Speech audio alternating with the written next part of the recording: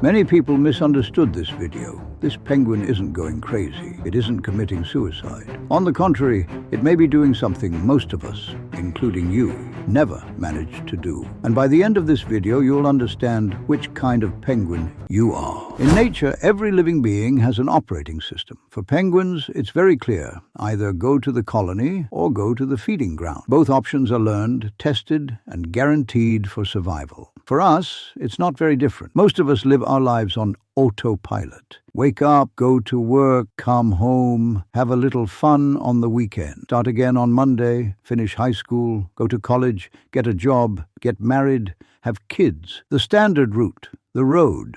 Everyone walks. Neuroscience calls this habit loops. The brain creates patterns to conserve energy. Once a behavior is learned, it's repeated without thought. You drink your morning coffee from the same cup. You take the same route to work. You talk about the same topics with the same people. Here's the problem. When you get lost inside these patterns, you're no longer choosing. The past is choosing.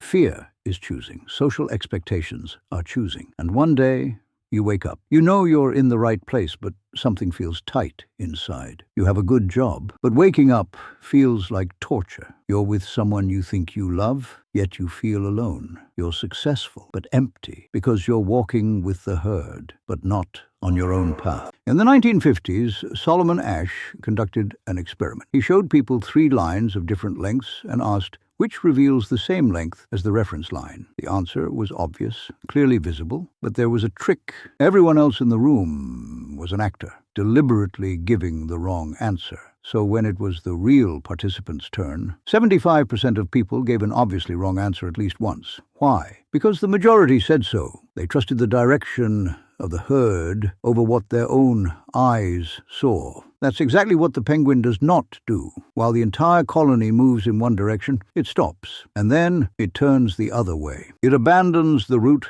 guaranteed for survival. Is it irrational? Maybe, but maybe for the first time in its life, it's following its inner direction. Maybe it isn't going crazy. Maybe it's waking up. Intuition or anxiety?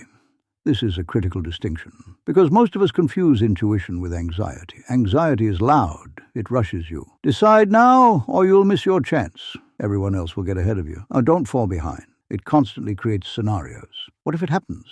What if I can't do it? What if I make the wrong choice? It puts the body on alert. Heart rate increases, breathing tightens, the mind fills up. Intuition, on the other hand, is quiet. It doesn't rush you. It doesn't create panic. It simply points in a direction. Not this. Or this, clear but gentle. It doesn't try to convince you because it already knows. The problem is this: when the noise in your mind never stops, intuition cannot be heard. When you're constantly analyzing, asking, what's the logical choice, worrying about what others will think, your inner voice gets drowned out. That's where being present comes in. Being present is not a New Age slogan. And it's not about thinking of nothing. Being present is the ability to notice what is, as it is. It's hearing the signals your body sends. It's telling the difference between an automatic reaction and a real need. For example, your boss calls you into a meeting. Your chest tightens instantly. That's an old reaction. Authority figure equals danger. But are you actually in danger? Or is an old wound being triggered? Being present means seeing that difference. Being able to say, this fear isn't about now. It's about the past. And from that clarity, making a decision. Maybe that's exactly what the penguin is doing. Silencing learned reflexes, listening inward, ignoring the call of the colony, the urge to feed, the survival reflex, leaving it all behind to follow something else. Maybe it's meaningless, maybe it's tragic, but maybe it's authentic. One of the most painful things is this: trying to be right in the wrong place, trying to be the perfect partner in the wrong relationship, trying to be the best employee in the wrong job, trying to fit into a life standard that doesn't fit you. If the herd is there, if everyone is there, if successful people are there, you assume you should be there too. So you force yourself into that mold, but it never quite fits. Peace never arrives, because the problem isn't you. The problem is the path. Sometimes stopping and changing direction isn't running away. It isn't weakness.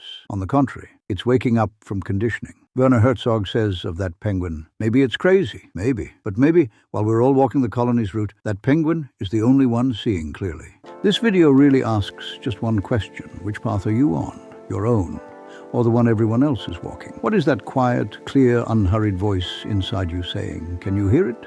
Or is it lost in the noise of your mind? Maybe you need to stop. Maybe you need to ask yourself, is this my route or a learned one? And if the answer is the second, maybe it's time to do what the penguin did. Leave the herd. Abandon the familiar, safe road. Trust your inner compass. Is it dangerous? Maybe. Is it lonely? Absolutely. But at least it will be your path. And maybe that's the most important thing in life, rather than living long on the wrong road. Walking briefly on the right one. The direction everyone chooses is not always the right one. And sometimes stopping and changing direction is not escape. It's awakening. All right. If this hit home, subscribe. Don't be that person who watches and forgets. Now close this and go start something. See you in the next one.